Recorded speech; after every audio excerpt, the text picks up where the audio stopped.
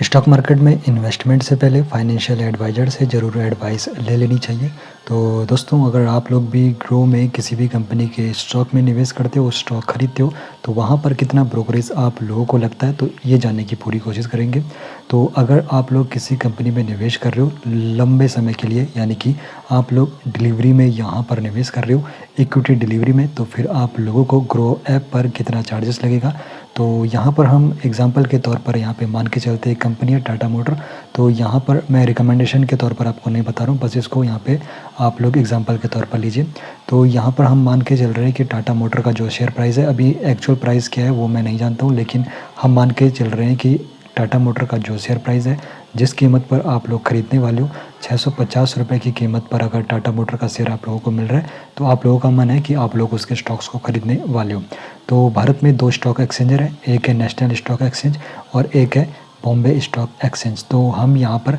National stock exchange से Tata motor के share खरीदेंगे और यहाँ पर हम क्वांटिटी सेट कर देते हैं कि टाटा मोटर के हमें 10 शेयर चाहिए और अभी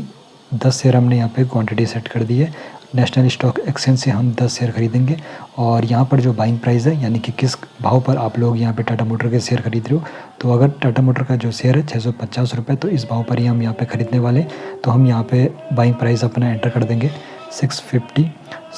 हमने यहाँ पे बाइंग प्राइस अपना एंटर कर दिया। और अगर आप लोग यहाँ पे लॉन्ग टर्म के लिए जब यहाँ पे इन्वेस्टमेंट हो रही हो टाटा मोटर में, अगर आप लोग 2 या फिर 3 साल के लिए यहाँ पे निवेश करते हो और आपका जो शेयर प्राइस है 650 से 750 हो जाता है और फिर आपका मन है या फिर आपको नीड है कि आप लोग अपने स्टॉक को जो आप लोगों ने यहाँ पे शेयर खरीदा है उसको बेचना चाहते हो, तो फिर हम यहाँ पे इसका सेलिंग प्राइस भी डाल देंगे। तो इसका जो सेलिंग प्राइस है, जब इसकी कीमत टाटा मोटर के शेयर की जो कीमत है 750 हो जाती है, तो फिर आपका मन है कि आप लोग अपना प्रॉफिट बुक करके इसको बेच देना चाहते हो। तो यहाँ पे ज़रूरी नहीं है कि एक साल 2 साल या फिर 3 साल में जो प्राइस है वो ज़्यादा ही होगा, कम भी हो सकता है। ये मार्केट पे डिपेंड है, मार्केट का मूवमेंट किस प्रकार है। तो अगर आप लोगों ने 10 शेयर खरीदे, बाइंग प्राइस यानी कि खरीदने का भाव आपका 650 था और आपका जो सेलिंग प्राइस था 750 रुपये था, यानी कि 650 की कीमत पर आपने 10 शेयर खरीदे और 750 की कीमत पर आप लोगों ने 10 शेयर बेच दिए। तो आपका जो पूरा यहाँ पे टर्नओवर रहा, पूरा टर्नओवर आपका 14,000 रुपये का रहा। टर्नओवर किस प्रकार आपका 14,000 का रहा, 650 की कीमत पर आप लोगों ने 10 शेयर खरीदे थे, तो ये आपके 6500 हो गए। उसके बाद 750 की कीमत पर आपने पूरे अपने 10 शेयर बेच दिए, तो ये आपके 7500 हो गए। तो अब आप लोग इसको ऐड करोगे, तो ऐड करने के बाद ये यहाँ पे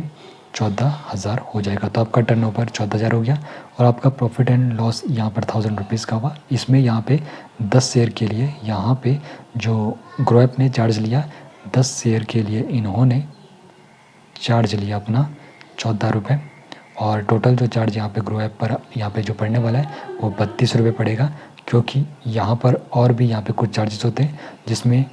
यहाँ पे सिक्योरिटी ट्रांजैक्शन टैक्स होता है जो 10 शेयर के लिए 14 रुपये पड़ा, एक्सचेंज चार्ज हुआ 10 शेयर के लिए 42 पैसा पड़ा, सेबी का टर्नओवर फीस यहाँ पे 0.01 10 शेयर के लिए पड़ी और जीएसटी 10 शेयर के लिए 2 रुपये 60 पैसा पड़ा, स्टैम्प ड्यूटी यहाँ पे 10 शेयर के लिए 0.97 रुपीज़ पड़ा। तो कुल मिलाकर यहाँ पर फिर आपका टोटल चार्ज बन जाएगा 32 रुपीज़। और यहाँ पे 10 शेयर की ये बात हो रही है और 10 शेयर के लिए ग्रो ऐप ने जो यहाँ पे चार्ज लिया है वो 14 रुपये लिया है। तो इस प्रकार यहाँ पे 32 आपका टोटल चार्ज हुआ। उसके बाद जो आपका यहाँ पे प्रॉफिट बनना था 1000 रुपीज़ आप लोगों का वैसे प्रॉफिट बन रहा था, लेकिन यहाँ पे चार्जेस देने के बाद आपका जो नेट प्रॉफिट बनेगा 10 शेयर के लिए आपका यहाँ पे नेट प्रॉफिट 968 रुपये बना। तो इस प्रकार आप लोग देख सकते हो 10 शेयर के लिए ग्रो ऐप ने यहाँ पर 14 चार्ज लिए, लेकिन अगर आप लोग यहाँ पे क्वांटिटी अपने शेयर की बढ़ा दोगे तो फिर यहाँ पे चार्जेस भी आपका ज़्यादा पड़ने वाला है। अगर आप लोग जानना चाहते हो तो कमेंट सेक्शन में जरूर बताना, फिर मैं आपको वो भी बता दूंगा कितना ज़्यादा चार्ज वहाँ पर आपको पड़ता है।